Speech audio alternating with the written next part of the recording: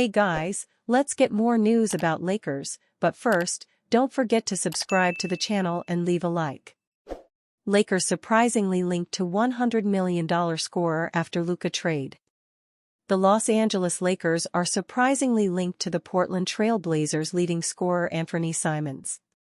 According to ClutchPoint's Brett Siegel, league sources have mentioned the Lakers as one of his possible landing spots should the Trail Blazers trade him in the offseason.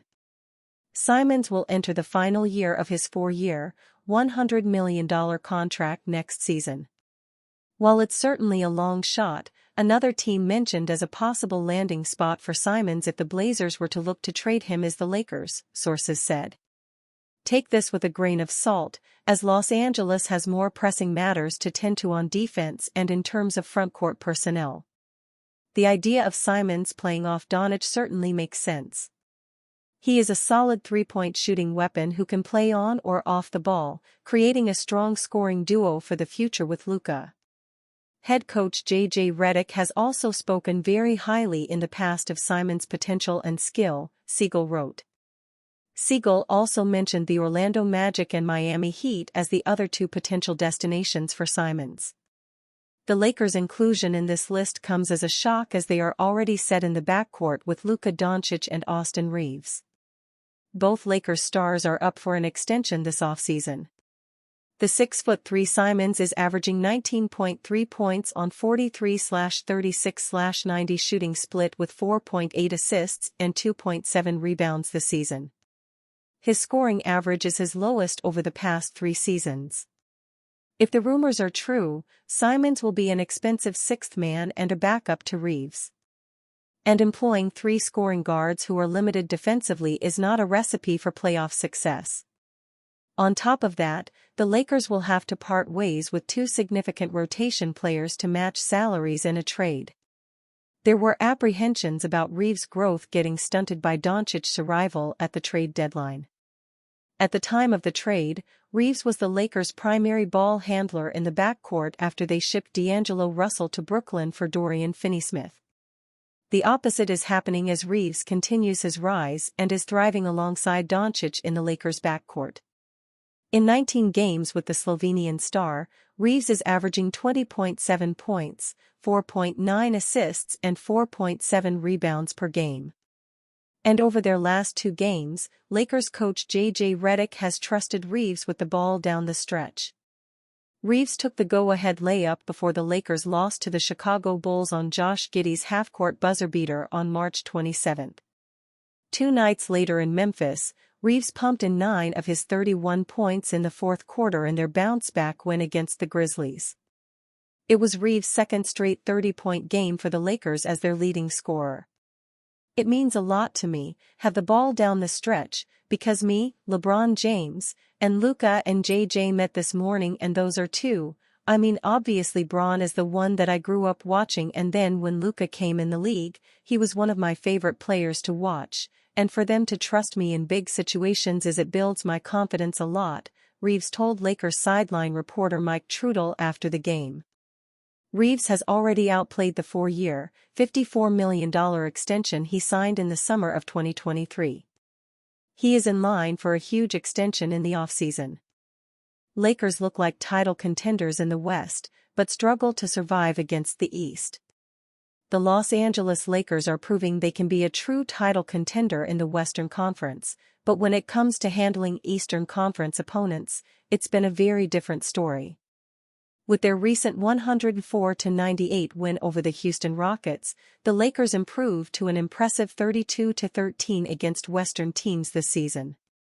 That mark is the second best in the West, and it has allowed them to climb to 4th in the standings with a 46-29 record, putting them in a solid position to secure home court advantage in the first round of the playoffs. However, a deeper look reveals a troubling trend. The Lakers are just 14-16 against the Eastern Conference. That discrepancy raises serious questions about their ability to survive a potential finals run against the East's elite. What makes the contrast more glaring is not just who they've lost to, but how often they've stumbled against teams they should beat. Losing twice to the Cavaliers, once to the Celtics, and twice to the Bucks can be justified. Those are arguably the top teams in the East, and the Lakers were either figuring things out earlier in the season when some of those games took place or had their stars injured. But losses to the likes of the Bulls, twice, Pistons, twice, and a split against the Nets, Hornets, and Sixers raise eyebrows. These are not juggernauts. Yet the Lakers couldn't assert their dominance. This isn't to say the Lakers haven't taken care of business against good East teams as well. They swept the Knicks, Pacers, and split their matchups with Miami and Atlanta. They also beat the Washington Wizards twice, though that was expected. Still, when you weigh their East struggles against their dominance in the West, it paints a picture of a team that might not be fully ready for the cross-conference firepower that comes with an NBA Finals matchup.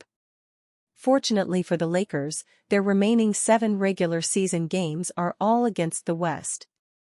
They have a 2-game cushion over the 5th-seeded Grizzlies and can potentially rise higher with a strong finish. But the road is far from easy. They'll face the Thunder twice, the Warriors, the Rockets again, and even the Blazers and Mavericks, both of whom are still dangerous. Every win matters now, both for playoff seeding and to maintain momentum. The Lakers might be thriving in the West, but until they prove they can handle the East, the championship road still comes with a major question mark. Lakers could land $27 million center in massive new trade proposal.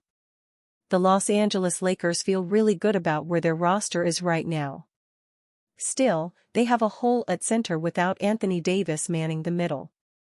This trade proposal would fix that.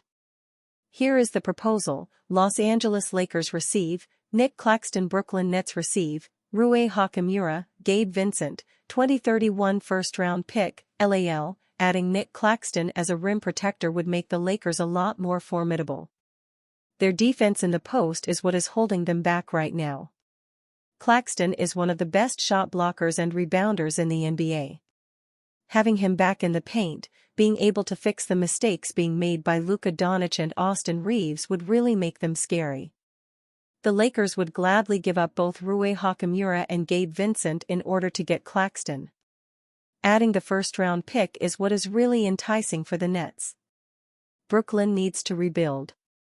Any draft capital that they can get to help with that is what they should be looking for. Adding the first-round pick on top of 2 solid players makes this a good trade for the Nets as well. The biggest problem for the Lakers is that there will be a lot of competition for Claxton. He's one of the best young players in the NBA. Brooklyn could drive the price up. That means that the Lakers could have to overpay in order to acquire someone like Claxton. There are some other centers available for trade, so they might have to explore that. This is a very fair trade for both teams. If this is a proposal that happens this summer, both teams should seriously consider agreeing to it. Fixing the center spot is the one thing that the Lakers need in order to become a perennial contender. Once that spot is secure, they have a great roster moving forward for the next 10 years. Claxton is averaging 10.3 points, 7.6 rebounds, and 2.2 assists per game. Gabe Vincent is averaging 6.4 points, 1.2 rebounds, and 1.4 assists per game. Hachimura is averaging 13 points, 5.1 rebounds, and 1.4 assists per game. And you fan? What do you think about Nick Claxton's situation? Write to us in the comments.